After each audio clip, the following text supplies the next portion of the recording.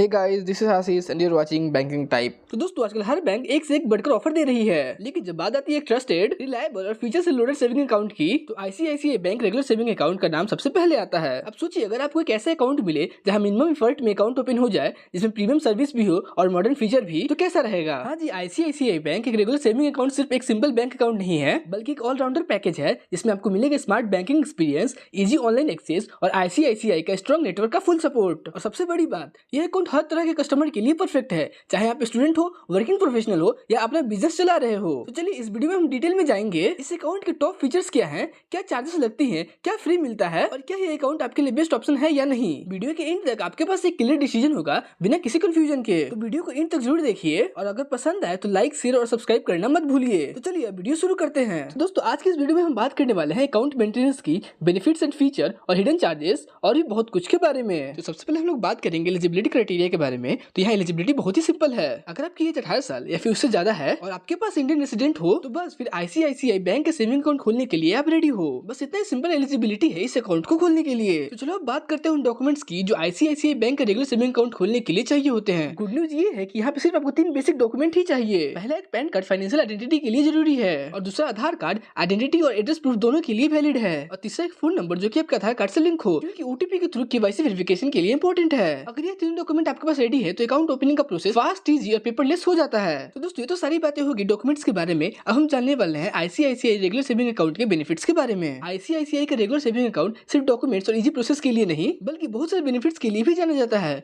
तो कुछ key benefits हैं। आपको इस अकाउंट में मिलता है इंस्टेंट अकाउंट ओपनिंग का फैसिलिटी, जैसे मैंने बताया, आप बिना ब्रांच जाए भी अपने अकाउंट खोल सकते हो। दूसरा, नो ब्रांच विजिट रिक्वायर्ड। ये सब डिजिटल है, आप अपने घर के कंफर्ट से अपने अकाउंट मैनेज कर सकते हैं, और आप आईसीआईसीआई के आई मोबाइल ऐप को यूज करके अपने अकाउंट इजिली मैनेज कर सकते हो। और सबसे जरूरी, यह अकाउंट आपको बेस्ट रेगुलर सेविंग अकाउंट की कैटेगरी में रखता है। तो दोस्तों, आइए आगे वीडियो में हम जान लेते हैं डेबिट कार्ड चार्जेस के बारे में। तो चलिए बात करते हैं आईसीआईसीआई के टाइटेनियम डेबिट कार्ड के चार्जेस के बारे में। जब आप अपना अकाउंट ओपन करेंगे तो आपको एक वीजा का master ICICI titanium debit card मिलता है। इस कार्ड का इशू चार्जेस बिल्कुल नील है, मतलब आपको कोई भी इनिशियल चार्ज पे नहीं करना होता है। दोस्तों, ये तो सारी बातें हो गई डेबिट कार्ड चार्जेस के बारे में। अब बात करते हैं आईसीआईसीआई के टाइटेनियम डेबिट कार्ड के लिमिट के बारे में। जब आप अपना अकाउंट ओपन करते हो, आपको जो डेबिट कार्ड मिलेगा उसमें कुछ डेली विड्रॉल लिमिट होंगी, जो कि काफी कन्वीनियंट है। सबसे पहले डोमेस्टिक एटीएम विड्रॉल लिमिट के बारे में बात करें तो आपको इस अकाउंट में पर डे 1 लाख का विड्रॉल लिमिट दिया गया है। और इंटरनेशनल एटीएम विड्रॉल लिमिट के बारे में बात करें तो यहाँ पे आपको पर डे 1.5 लाख का डेली विड्रॉल लिमिट दिया गया है। इसका मतलब है कि अगर आप डेली कैश निकालते हो तो आपको ज्यादा टेंशन लेने की जरूरत नहीं है। काफी हाई लिमिट है दोनों डोमेस्टिक और इंटरनेशनल विड्रॉल के लिए। तो दोस्तों, आइए अब जान लेते हैं पीओएस ट्रांजैक्शन लिमिट के बारे में। और अगर आप POS transaction point of sale यानी शॉपिंग करते हो तो उसमें भी लिमिट सेट है। तो अगर डोमेस्टिक पीओएस लिमिट के बारे में बात करें तो वहाँ पे आपको 5 लाख का लिमिट दिया गया है, और अब इंटरनेशनल पीओएस लिमिट के बारे में बात करें तो यहाँ पे आपको 1.75 लाख का पर डे लिमिट दिया गया है। तो अगर आपको अपने डेली ट्रांजैक्शन के लिए रिलायबल और कन्वीनियंट डेबिट कार्ड चाहिए तो आईसीआईसीआई का टाइटेनियम डेबिट कार्ड एक अच्छा ऑप्शन हो सकता है। तो दोस्तों, ये तो सारी बातें होगी पीओएस लिमिट के बारे में। अब हम जान लेते हैं ट्रांजैक्शन चार्जेस के बारे में। और हाँ दोस्तों, आईसीआईसीआई बैंक के एटीएम यूज करने पे कुछ ट्रांजैक्शन चार्जेस भी हैं।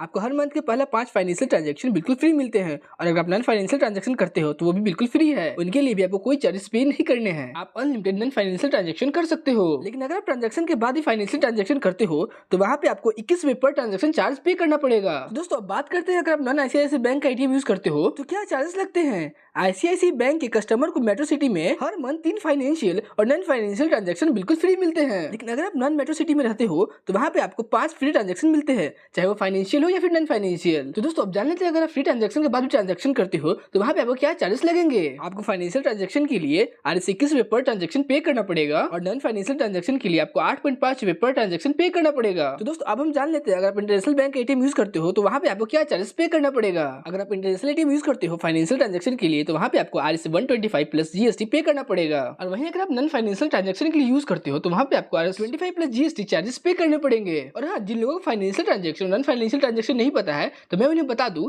फाइनेंशियल ट्रांजैक्शन वो होता है जैसे कि आप कैश विड्रॉ करते हो एटीएम से, वो आपका फाइनेंशियल ट्रांजैक्शन में आ जाता है। और अब बात करें नॉन फाइनेंशियल ट्रांजैक्शन की तो पिन जनरेट, बैलेंस इंक्वायरी, ये सब नॉन फाइनेंशियल ट्रांजैक्शन में आते हैं। तो दोस्तों, ये तो सारी बातें होगी ट्रांजैक्शन के बारे में। अब हम बात करेंगे ट्रांजैक्शन डिक्लाइन चार्जेस के बारे में। और हाँ, एक इंपॉर्टेंट बात है ट्रांजैक्शन डिक्लाइन चार्जेस के बारे में। अगर आपका आपका ट्रांजैक्शन किसी भी वजह से डिक्लाइन होता है तो IS-25 का चार्जेस पे करना पड़ेगा पर ट्रांजैक्शन पर। तो ध्यान रखें कि आप अपना ट्रांजैक्शन केयरफुली करें ताकि अननेसेसरी चार्जेस ना लगे। तो चलिए अब जान लेते हैं एक और इम्पोर्टेंट फीचर्स के बारे में, जो कि है fund transfer option. ICICI bank के रेगुलर सेविंग अकाउंट के साथ आपको मिलता है सबसे मेजर फंड ट्रांसफर मोड्स, जैसे भी UPI, NEFT, RTGS और IMPS। और सबसे बड़ी बात, ये सारे फंड ट्रांसफर बिल्कुल फ्री हैं। चाहे आप छोटे अमाउंट भेजो UPI से या बड़ा अमाउंट RTGS से, आपको कोई भी चार्जेस नहीं देने पड़ते हैं। तो पैसा भेजना है किसी भी अकाउंट में, इट्स फास्ट, सेफ और 0 कॉस्ट पे। तो चलिए अब जान लेते हैं एक ऐसे फीचर के बारे में जो कस्टमर के लिए इंपॉर्टेंट होता है। Interest rate. आखिर पैसा बैंक में रखने का फायदा तभी है जब उसपे कुछ रिटर्न भी मिले, है ना। तो सबसे पहले बात करेंगे ICICI बैंक के रेगुलर सेविंग अकाउंट के इंटरेस्ट रेट के बारे में। आपको रेगुलर सेविंग अकाउंट में मिलता है 3% का रेट ऑफ इंटरेस्ट। यह इंटरेस्ट आपको अकाउंट बैलेंस में मिलता है और हर क्वार्टर में आपके अकाउंट में क्रेडिट हो जाता है, यानी बिना कुछ किए आपके पैसे खुद ब खुद ग्रो करते रहेंगे। परफेक्ट है उन लोगों के लिए जो सेफ और हासिल फ्री सेविंग ऑप्शन चाहते हैं। दोस्तों ये तो सारी बातें होगी सेविंग अकाउंट के इंटरेस्ट रेट के बारे में। अब हम जान लेते हैं FD के इंटरेस्ट रेट के बारे में। अगर आप अपने पैसे को थोड़ा बेटर ग्रो करना चाहते हैं तो आप ICICI बैंक का फिक्स डिपॉजिट का ऑप्शन भी चूज कर सकते हो। फिक्स डिपॉजिट में आप एक फिक्स पीरियड के लिए पैसे इन्वेस्ट करते हो, जिसके बदले बैंक आपको हाईएस्ट रिटर्न देता है। तो चलिए अब जान लेते हैं इंटरेस्ट रेट के बारे में। अगर आप 12 मंथ का FD करते हो तो आपको मिलेगा 6.70 का इंटरेस्ट रेट, और अगर आप 15 मंथ के लिए अपने पैसे लॉक करते हो तो मिलेगा और भी ज्यादा। आपको वहाँ पे 7.10 का रेट ऑफ इंटरेस्ट देखने को मिलेगा। यह ऑप्शन उनके लिए बेस्ट है जो थोड़ा स्टेबल और गारंटी रिटर्न चाहते हैं बिना किसी रिस्क के। दोस्तों ये तो सारी बातें हो गई इंटरेस्ट रेट के बारे में। अब हम बात करते हैं उन हिडन चार्जेस की जो अक्सर लोग मिस कर देते हैं और बाद में सरप्राइज मिलता है। तो सबसे पहले बात करेंगे हम SMS अलर्ट चार्जेस की। अगर आपका ट्रांजैक्शन 5000 से ज्यादा होता है जो रेगुलेटरी गाइडलाइंस के अलावा है तो SMS अलर्ट आएगा, लेकिन हर SMS के लिए 15 पैसे चार्ज कटेगा। छोटा अमाउंट लगता है, लेकिन जब ज्यादा ट्रांजैक्शन होते हैं तो मंथ एंड में टोटल देख के आंखें खुल जाती है। तो दोस्तों अब हम बात करेंगे अकाउंट क्लोजर चार्जेस के बारे में।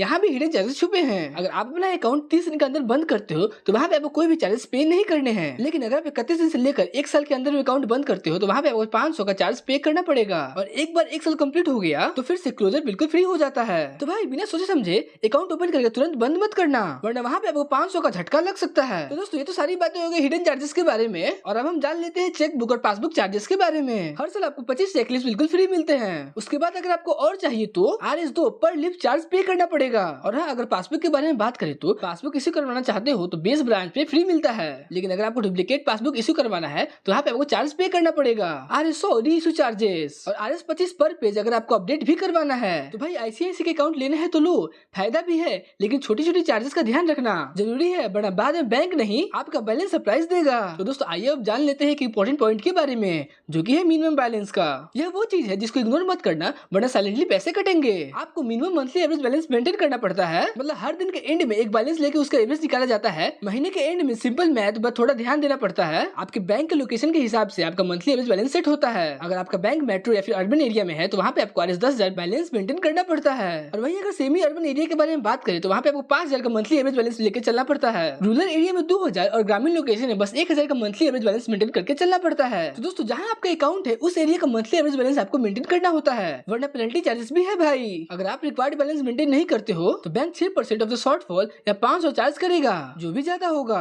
एग्जांपल के लिए अगर आपके अकाउंट में 10,000 मेंटेन करने हैं लेकिन आपने सिर्फ 6,000 रखा है तो 4,000 का शॉर्टफॉल होगा। अब उसका 6% बनेगा 240। लेकिन अगर किसी महीने आपने सिर्फ 1,000 ही रखा है तो शॉर्टफॉल 9,000 का हो गया, उसका 6% बनेगा 540। तो बैंक वहाँ पे आपको 500 का फ्लैट पेनल्टी काटेगा। पेनफुल हो सकता है राइट। अगर आप पेनल्टी पे नहीं करना चाहते हैं तो आपको बैंक बैलेंस मेंटेन करना पड़ेगा। तो भाई सिंपल फंडा है, अगर ICICI का रेगुलर सेविंग अकाउंट लेना है तो थोड़ा बैलेंस मेंटेन करना पड़ेगा, नहीं तो फायदा कम और फाइन ज्यादा लगेंगे। तो दोस्तों आज का ब्रेकडाउन था ICICI बैंक का रेगुलर सेविंग अकाउंट का, जो कि सिंपल है पर थोड़ी सी छोटी डिटेल्स को भी समझना जरूरी है। अगर आप अपना अकाउंट खोलना चाहते हैं तो हिडन चार्जेस और मिनिमम बैलेंस की बात याद रखना। तो दोस्तों ये तो सारी बातें ICICI बैंक के रेगुलर सेविंग अकाउंट के बारे में। तो दोस्तों मैंने यहाँ पे आपको सब कुछ अच्छे से समझा दिया ताकि आपको अकाउंट खोलने में कोई प्रॉब्लम ना हो। और अगर आपको ये वीडियो हेल्पफुल लगा हो तो एक लाइक जरूर डाल देना और अपने थॉट कमेंट में बताना। और अगर ऐसे ही बैंकिंग टिप्स चाहिए तो चैनल को सब्सक्राइब करके बेल आइकन दबा दो ताकि कोई भी इंपॉर्टेंट अपडेट मिस ना हो। बस आज के लिए इतना ही, मिलते हैं नेक्स्ट वीडियो में। तब तक के लिए अपने अकाउंट को मेंटेन करो और बैंक से कभी भी सरप्राइज मत लेना। और हाँ, हैप्पी बैंकिंग।